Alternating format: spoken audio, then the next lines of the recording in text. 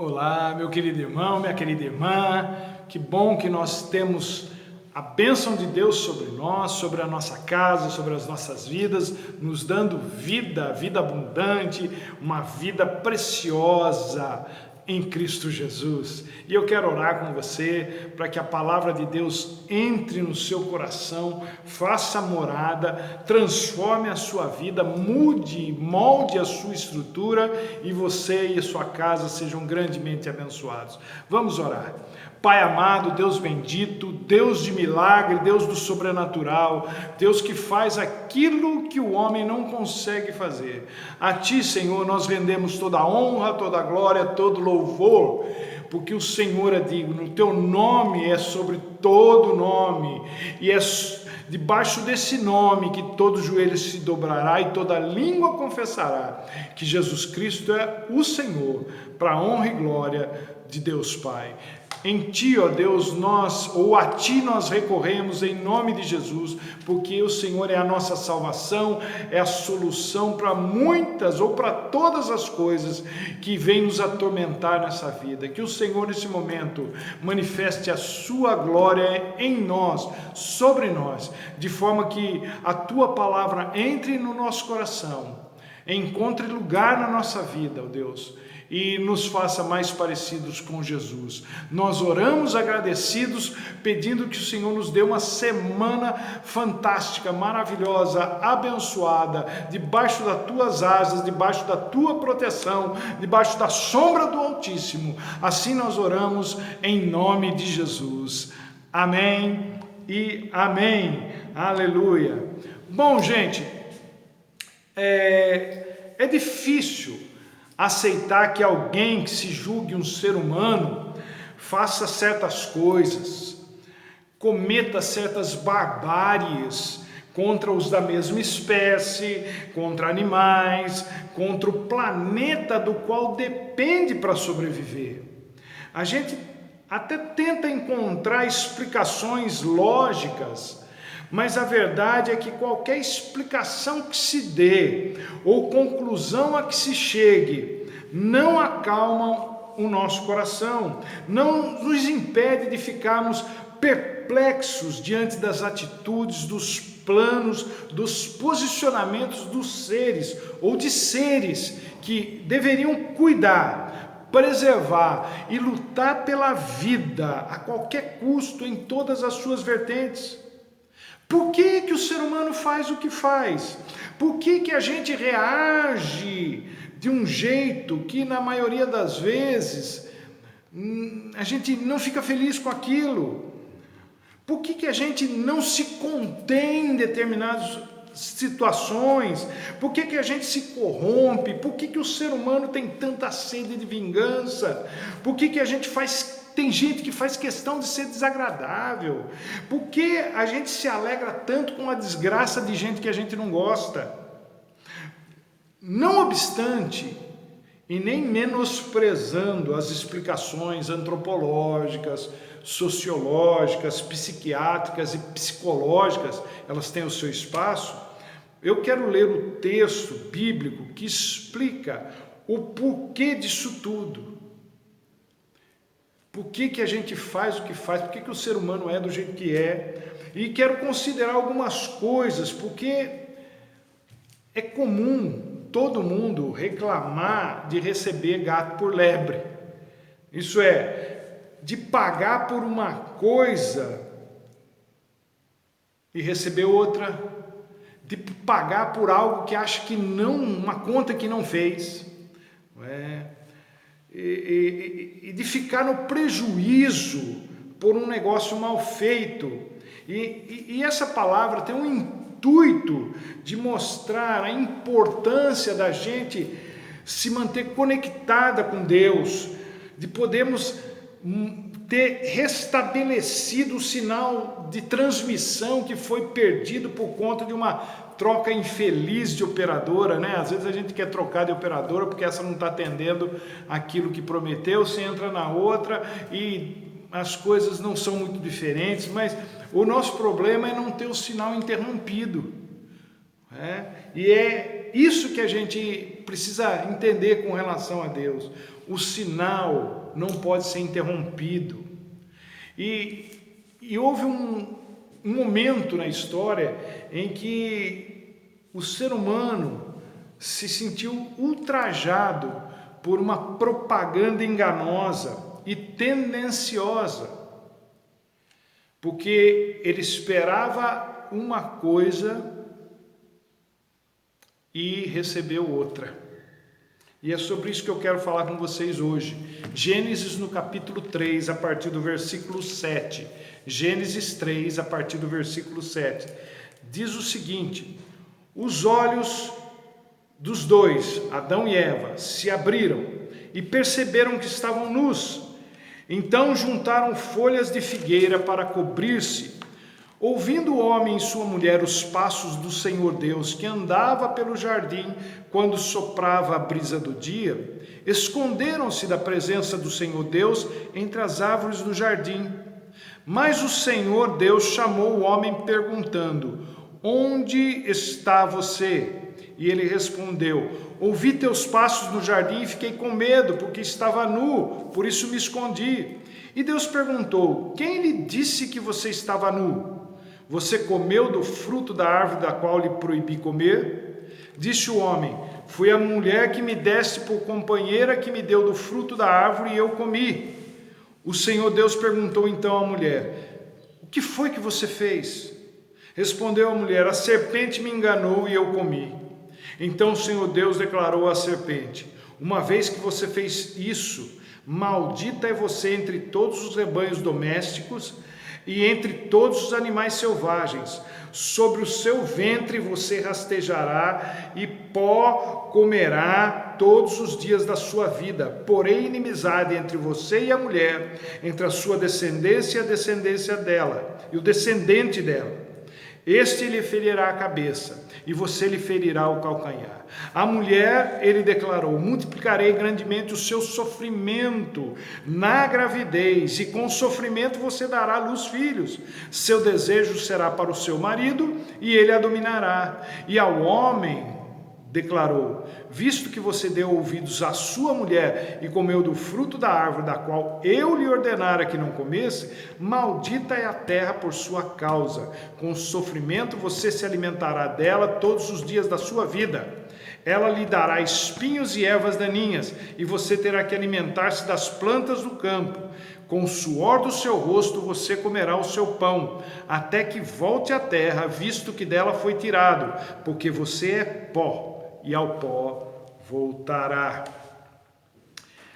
Havia uma diretriz, uma única diretriz que não foi obedecida, e o resultado, as consequências o ser humano colhe até hoje. Tudo por causa de uma propaganda enganosa. Dentre tudo o que se podia fazer naquele jardim, havia uma árvore que não deveria ser violada de jeito algum, de jeito nenhum. O seu fruto não poderia ser provado pelo homem. Tal árvore era chamada de árvore do conhecimento do bem e do mal. E, interessantemente, há um correspondente disso na mitologia grega, que é conhecido como o mito da caixa de Pandora. Qual que é esse mito? Pandora foi uma mulher lindíssima, criada por Zeus, o maioral dos deuses do Olimpo. E ele a criou para castigar a ousadia de um titã chamado Prometeu, porque Prometeu, ele havia ajudado a humanidade. Ele é meio que um protetor da humanidade, mas ele havia ajudado a humanidade contra a vontade de Zeus. E esse Deus chamado Zeus, então, quis dar Pandora como esposa para Prometeu, cujo nome significa aquele que pensa antes de agir. E esse cara que pensa antes de agir, ele recusou a jovem, temendo que ela fizesse parte de algum plano de vingança da divindade. Mas acontece que o irmão dele, Epimeteu, e esse nome é exatamente o contrário do de Prometeu. Epimeteu significa aquele que age antes de pensar. Enquanto Prometeu pensa antes de agir, Epimeteu significa aquele que age antes de pensar. Ele, quando viu aquela mulher lindíssima, ele de pronto aceitou e se casou com ela.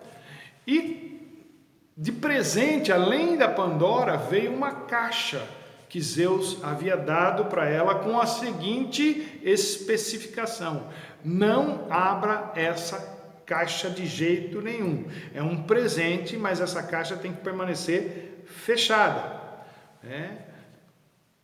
Pensa num presente que você não pode abrir. Obrigado. Você aguenta a curiosidade? Então, para deixar essa situação um pouco mais difícil das pessoas não ficarem tão facilmente querendo curiosidade de abrir a caixa, eles colocaram a caixa no fundo da casa, cercado por duas gralhas barulhentas. A gralha é aquele pássaro que faz um barulho tremendo. Então, cada vez que alguém se aproximava da caixa, aquelas gralhas faziam aquele barulho enorme e pessoas vinham ver e quem que estava curioso saía. E Pandora, aproveitando-se dos seus dotes de beleza, ela convence o marido a se livrar daquelas gralhas lá. E depois que ele atendeu esse pedido dela, Epimeteu, eles tiveram uma relação e ele caiu no sono. E nesse momento, não suportando mais a curiosidade, a Pandora foi até onde estava a caixa proibida e abriu para espiar o seu conteúdo. Quando ela abriu a caixa, de lá de dentro, ela libertou várias doenças e sentimentos que atormentariam a existência do homem no mundo. Morte, doenças, guerra, discórdia, destruição, violência, inveja, ciúme, as doenças da alma, enfim, tudo que é prejudicial. Dessa forma, Zeus concluiu o plano dele de vingança contra Prometeu. E assim que ela percebeu o erro que ela tinha cometido, Pandora fechou a caixa. Mas a única coisa que não conseguiu sair da caixa enquanto ela estava aberta foi a esperança. Então ficou preso na caixa a única coisa que poderia trazer algum consolo naquele mundo que agora estava infestado de coisa ruim. Então, dá para perceber as semelhanças, não é? Eu quero explorar um pouco fazendo essa analogia. Assim que a árvore do conhecimento do bem e do mal foi violada, o fruto foi provado, todos os males possíveis e imaginários se espalharam pela face da terra, que nunca mais foi a mesma. Uma nuvem negra passou a cobrir a humanidade. É por isso que a gente se surpreende fazendo tanta coisa ruim, tanta coisa errada. A gente se pergunta: como é que eu fui capaz de fazer isso? Como é que eu fui capaz de dizer aquilo? Como é que eu cheguei a esse ponto? E a resposta da Bíblia para esse comportamento, para essa autossabotagem, está em Gênesis 2,17, quando Deus diz ao homem para que não comesse do fruto da árvore do conhecimento do bem e do mal, porque no dia em que ele comesse, a morte chegaria. A nuvem negra que nos cobre é a morte. E morte significa, acima de tudo, separação.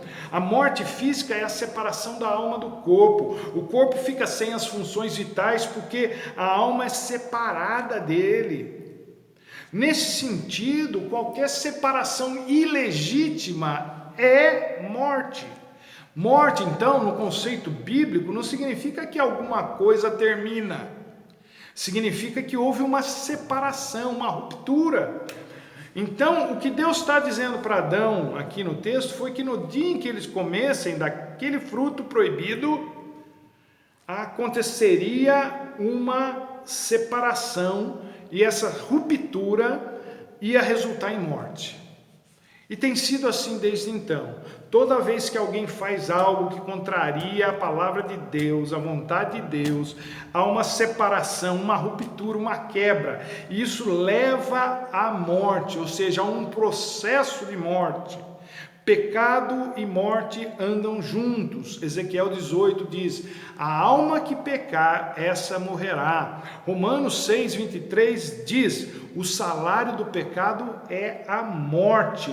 Tiago 1,15 diz: o pecado, após ter se consumado, gera a morte. Portanto, não é possível pecar e não morrer. E é isso que eu queria ver com vocês aqui. O que aconteceu com Adão e Eva assim que eles se desconectaram de Deus? A primeira coisa é o seguinte: fisicamente, eles ainda demoraram muitos e muitos anos para morrer. O que aconteceu naquele momento foi que eles morreram espiritualmente. Isso significa que a morte após o pecado é a morte espiritual. A morte imediata após o pecado é a morte espiritual. A relação com Deus é quebrada instantaneamente, ela é interrompida. E a primeira consequência disso, o que aconteceu com eles? Foi que eles tiveram seus olhos abertos. Abertos de que forma? A sua consciência foi exposta pela primeira vez ao mal. Foi o primeiro contato consciente com o mal que eles tiveram. Até então eles viviam sob aquela premissa de que tudo que Deus havia feito era bom, era muito bom.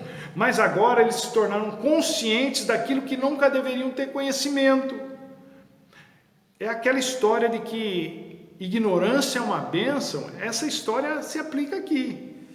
Quantas e quantas vezes a gente preferiria não ficar sabendo de certas coisas? Alguém que você conhece, se relaciona, faz uma coisa errada. Todo mundo faz coisa errada, mas aquele que surge, aparece, que fica exposto, não é?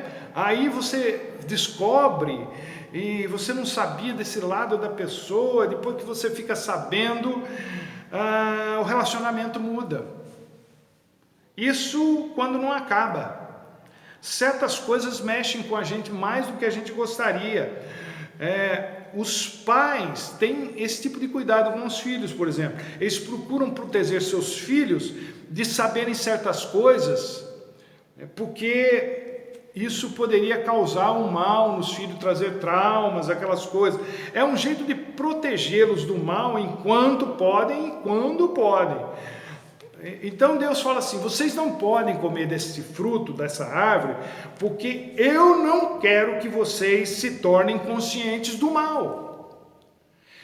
Obedeçam a mim, porque isso significa proteção para suas consciências. Mas a curiosidade foi mais forte, a curiosidade matou o gato, diz o provérbio aí. Uma vez que suas mentes foram expostas ao mal, a reação foi se esconder de Deus. Eles fizeram o que todo mundo faz quando é exposto, se esconde. Já viu aquele pessoal que é filmado quando está sendo preso? O que eles fazem? A primeira coisa que eles fazem é se esconder o rosto, não é? Porque é reação normal. Agora, Adão e Eva, querendo ou não, eles se esconderam de Deus, mas esconderam de Deus na bênção de Deus. Eu vou explicar isso. Eles se cobriram com folhas de figueira.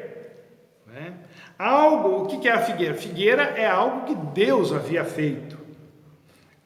E Deus havia considerado bom. O homem não consegue cobrir a sua vergonha com algo feito por si mesmo. Só Deus pode cobrir a nudez do homem. E toda vez que alguém se cobre, ela está se utilizando do que Deus forneceu, do que Deus criou. Religiosidade é folha de figueira. Popularidade é folha de figueira. Fingir que está tudo bem quando na verdade está tudo ruim por dentro, está tudo machucado por dentro, tudo indefinido por dentro. Isso é folha de figueira. Então, folha de figueira, na verdade, é tudo aquilo que o homem quer esconder dos outros e de Deus. Esconder é o jeito que o homem achou para não assumir o seu pecado. E esse acaba sendo o seu pior pesadelo, porque esconder-se de Deus é desconectar-se de Deus. E isso acaba sendo a pior das mortes. Gera morte espiritual. Adão e Eva estão lá no jardim escondidos, porque ouvem que Deus está chegando. E Deus vem fazer o que fazia todo dia naquele jardim, dar uma volta e bater um papo com eles. Mas alguma coisa estava diferente naquele dia. O casal não estava disponível como era costume.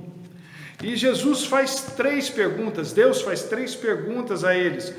Onde é que você está? Quem é que te disse que você estava nu? E para a mulher ele falou, e o que foi que você fez? Não é que Deus não soubesse as respostas, é claro que Deus sabia. É que assim como a curiosidade tinha despertado o pecado neles, Deus agora precisa promover o autoexame neles. É como se Deus estivesse dizendo para eles responderem para si mesmos onde é que eles chegaram com a sua desobediência. A voz de quem eles tinham obedecido e se eles sabiam o que eles tinham acabado de fazer. Pecados e erros, conscientes ou não, carecem de reflexão. Eles acharam que iam ser como Deus, todo-poderosos, mas na verdade eles nem sabiam o que isso significava. Eles queriam algo que eles não faziam nem ideia do que era. E o que aconteceu é que eles se tornaram deuses de si mesmos, conhecedores do bem e do mal, mas sem nenhum poder sobre o bem e o mal e seus desdobramentos. É por isso que Paulo, milênios depois, vai dizer que mesmo querendo fazer o bem, acaba fazendo o mal. O bem que eu quero eu não faço, mas o mal que eu não quero está sempre diante de mim. Romanos. Sinal de morte. Indício de morte espiritual. Não importa com quantas folhas de figueira a gente se cubra, o pecado gera morte, separação espiritual, desconexão com Deus. Mas uma coisa leva a outra, e não foi só essa morte que aconteceu, morte espiritual. Há um efeito chamado efeito dominó. Essa quebra, essa ruptura causou também a morte emocional do ser humano. Eles tiveram seu primeiro contato com o medo, com a vergonha, com a culpa. Nunca tinham tido nada disso, mas agora tinham tudo e de forma intensa. Sua estrutura emocional tinha sido abalada. Enquanto eles estavam com a estrutura emocional intacta, eles não tinham medo, tanto que falaram com o diabo que estava na serpente e não ficaram aterrorizados, nada. Normalmente eles fizeram isso. Não é? Eles não tinham vergonha da sua nudez e não sentiam culpa de nada. E agora, depois que desobedeceram a Deus, queriam tapar isso com folha de figueira. Não dá. Muita gente procura tapar essas coisas com com artifícios. Por exemplo, a pandemia deixou muito claro como a gente é frágil nesse sentido, né? As pessoas que viviam tentando fugir da sua realidade no entretenimento tiveram isso arrancado de si nesse período, não é? Então tem gente que para fugir da sua agonia de vida vai para a vida noturna, para os entretenimentos, para os parques temáticos. Tem gente que toma remédio, Prozac, Valium, para aguentar a sua própria agonia, para tentar amenizar uma ruptura que na verdade é espiritual. E isso é como tentar tapar o sol com a peneira, porque o que é espiritual não pode ser resolvido com um remédio natural. É folha de figueira. Agora, a terceira coisa é que a ruptura espiritual não causou também apenas só a morte emocional, causou também uma morte relacional. Olha os versículos 16, a parte B do capítulo 3 do Gênesis. O seu desejo, diz Deus para a mulher, será para o seu marido e ele a dominará. Tem algum marido que controle a sua esposa? E Deus fala assim: mas por que você usou o seu poder de sedução para fazer o Adão entrar nessa com você? Eu vou amplificar o seu desejo. Depois eu vou falar da dor, mas antes eu quero falar de outra coisa. O seu desejo de ser o cabeça. De onde eu estou tirando essa ideia? Do capítulo 4, verso 7, quando Deus fala com Caim e diz o seguinte para ele: o pecado está à porta, ele deseja dominar, controlar, conquistar você, mas cabe a você dominá-lo. O que o pecado deseja? Controlar você, dominar você, conquistar você. Desejo em si não é algo ruim, mas quando ele é amplificado, ampliado, aumentado, estendido, ele se torna uma maldição. E onde está a morte relacional aí? O desejo exacerbado da mulher se tornar o cabeça da casa bate de frente com o fato de que Deus falou: ele te dominará. Entendeu? Até então não tinha esse problema. Os dois eram um. Mas a maldição fez com que surgisse na mulher o desejo de ser a chefe. E Deus fala assim: não, mas o homem vai te dominar. Começa aqui a batalha dos sexos. Não é? Toda vez, por exemplo, que eu já nem uso mais esse texto de Paulo por causa desses olhares que eu vejo quando eu fazia casamento e citava aquela passagem de Paulo que diz que o marido deve amar a esposa e a esposa deve ser submissa ao marido. Nessa hora sempre havia uma troca de olhares entre os nubentes, não é? Como quem diz o seguinte: tá vendo como é que tem que ser? Então é complicado, gente. O homem reage às atitudes da mulher e a mulher reage às atitudes do homem. Isso é uma maldição. Por quê? Porque aconteceu uma morte no relacionamento, e morte é separação, distanciamento. Essa maldição, quando existe problema em casa, não é porque o marido deixou de fazer, não é porque a mulher não foi submissa, o negócio não vem daí. O negócio como diz o negócio, o buraco da bala é bem mais embaixo. Isso o problema vem da rebelião para com Deus ou contra Deus. Além disso, eu falei que eu ia deixar para depois a dor que Deus diz que seria multiplicada, não se refere exclusivamente à dor física do parto, porque essa dor passa, tanto que as mulheres acabam tendo segundo, terceiro, até mais filhos, mas há dores crônicas na criação dos filhos que são rebeldes por natureza, e isso é um problema, é outra quebra nos relacionamentos, não é? Filhos que não entendem os pais e pais que não aceitam a vida que os filhos têm, porque eles queriam que os filhos tivessem uma vida diferente. Então isso já é indício de morte. Eva recebeu uma maldição porque deu ouvidos à serpente, e Adão porque deu ouvidos à mulher. Mas pastor, não é para ouvir o que a mulher diz, o que a esposa fala? Lógico que é, mas não quando o que ela diz contraria a palavra de Deus. No livro de Jó nós temos uma cena assim, a mulher de Jó, ela chega para ele e fala assim, ele que estava naquele estádio deplorável, com tanta notícia ruim, e daquele jeito, emocionalmente arrebentado, fisicamente arrebentado, ela fala: amaldiçoa seu Deus e morre. Ele vira para ela, Jó vira para sua mulher e fala: você está falando que nem uma doida, que nem uma louca, eu não aceito isso. Então você deve conversar com a sua mulher, ouvir as coisas que ela tem para dizer, sim, mas você não pode ouvi-la quando ela quiser te colocar contra Deus. O que isso nos ensina? Isso tanto para o homem quanto a mulher. Nem mesmo a pessoa mais próxima de você nesse mundo pode te influenciar mais ou exercer mais poder sobre você do que a palavra de Deus.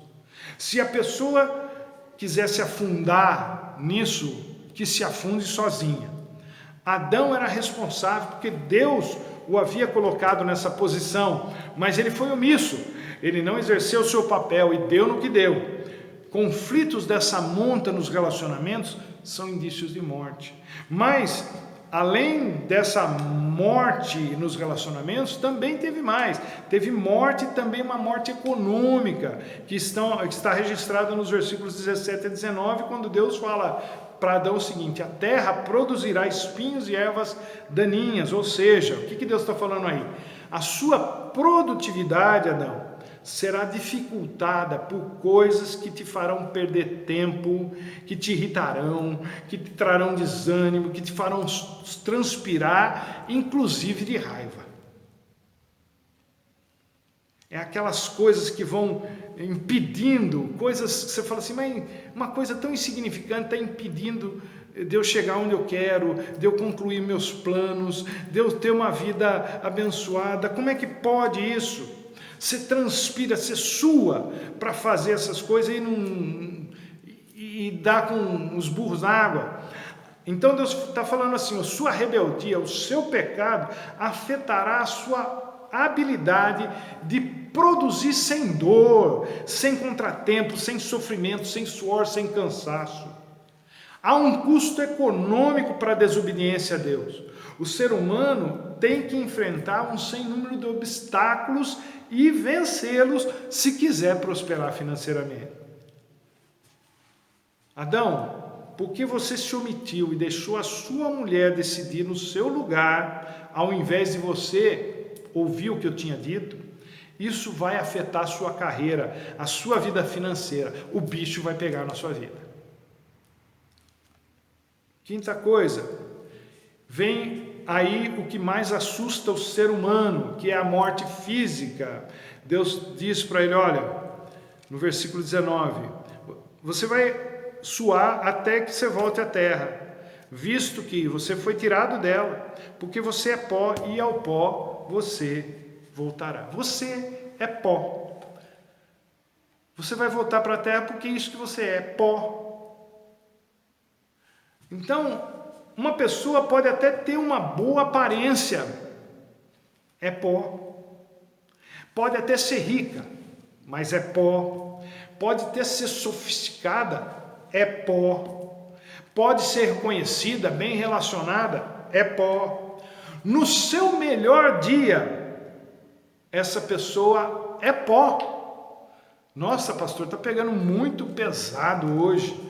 Não, gente, não estou não. Estou só colocando as cartas na mesa. Não importa quantos doutorados uma pessoa tenha, quantos prêmios Nobel a pessoa ganhe, ela vai para o mesmo lugar que quem não tem nenhum doutorado vai, que quem não tem nenhum prêmio Nobel vai para o pó. Por isso, a gente não precisa ficar impressionada com ninguém nessa terra, não. Todos nós, os nossos corpos vão voltar para a mesma matéria, pó. Desconectar-se de Deus tem repercussões. Querer ser independente de Deus tem seu preço. E por último, embora os seres humanos, de forma geral, temam a morte, e a pior morte seja espiritual, eu estou voltando ao começo, a morte eterna, que é quando a pessoa fica separada de Deus para sempre, e a gente chama isso de inferno. É viver na pecaminosidade para sempre. Por isso Deus expulsou Adão e Eva do paraíso e colocou querubins e uma espada flamejante, impedindo-os de chegar até a árvore da vida. Eu preciso fazer uma ponte aqui com o mito da caixa de Pandora, voltando a ele. Quando Epimeteu, marido de Pandora, a viu desesperada pelo que havia feito, diz a mitologia, ela tinha liberado o mal no mundo, ele foi lá, abriu a caixa, e lá do fundo da caixa saiu algo que não tivera tempo de sair, junto com a maldade, é a esperança. Todo o mal havia saído violentamente daquela caixa, instalado no mundo rapidamente, porque o mal é assim. Ele é voraz, é rápido, rasteiro e se espalha muito fácil. Mas agora chegará o momento da esperança ser solta no mundo também. E eu quero terminar essa palavra falando para vocês sobre esperança. O mal está espalhado no mundo, agindo fortemente na vida dos homens, através da vida dos homens. Mas há uma esperança. Em Romanos, no capítulo 5, eu quero ler alguns versículos com vocês aqui, né? Vou ler a partir do versículo 17, Romanos 5,17. Se pela transgressão de um só a morte reinou por meio dele, muito mais aqueles que recebem de Deus a imensa provisão da graça e a dádiva da justiça reinarão em vida por meio de um único homem, Jesus Cristo. Consequentemente, assim como uma só transgressão resultou na condenação de todos os homens, assim também um só ato de justiça resultou na justificação que traz vida a todos os homens. Logo, assim como por meio da desobediência de um só homem muitos foram feitos pecadores, assim também por meio da obediência de um único homem muitos serão feitos justos. A lei foi introduzida para que a transgressão fosse ressaltada, mas onde abundou o pecado, superabundou a graça, a fim de que, assim como o pecado reinou na morte, também a graça reine pela justiça para conceder vida eterna, mediante Jesus Cristo, nosso Senhor.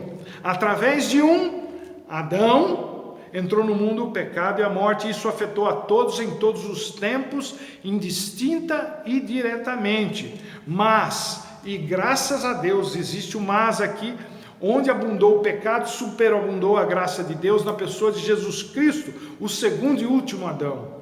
Jesus Cristo é a esperança que entra na história para mudar o curso dela, para destruir o pecado e a morte, para trazer vida, vida em abundância e vida eterna. Jesus Cristo quer devolver a você, quer devolver a mim, quer devolver a nós aquilo que o diabo nos convenceu a abrir mão.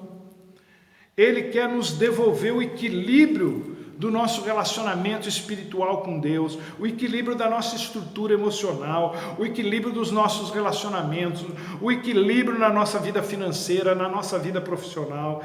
Ele não quer que você apenas viva, ele quer que você reine em vida, como diz Romanos 5,17. Isso é, que você volte a ter o domínio sobre si mesmo. Ele quer que você diga as suas emoções como elas devem sentir, não o contrário. Ele quer que você diga às circunstâncias como é que as coisas vão ser, e não o contrário. Ele quer que você diga ao mundo como as coisas devem ser, e não o contrário. Ele quer que você diga ao diabo como é que as coisas têm que ser, e não o contrário. É assim que você vai reinar em vida, tendo o domínio sobre si mesmo, e não o contrário. E isso só é possível com Jesus. Sem Jesus não dá. Sem Jesus a coisa se complica demais. São muitas tentativas e nenhum sucesso, muitos remédios e pouco resultado. 1 João 3,8 diz que Jesus veio para desfazer as obras do diabo. Então, meu querido, minha querida, entregue-se a Jesus, obedeça a palavra de Deus. Essa é a única maneira de você voltar a ter domínio sobre si mesmo. Foi isso que Jesus fez com o endemoniado gadareno. Devolveu-lhe o domínio da sua própria vida que havia sido entregue ao diabo. Deus quer fazer uma grande libertação na sua vida. Jesus é a esperança. E é a esperança de que você volte a ter domínio sobre si mesmo. É assim que deve ser. Que Deus te abençoe e até a próxima, se Deus assim nos permitir.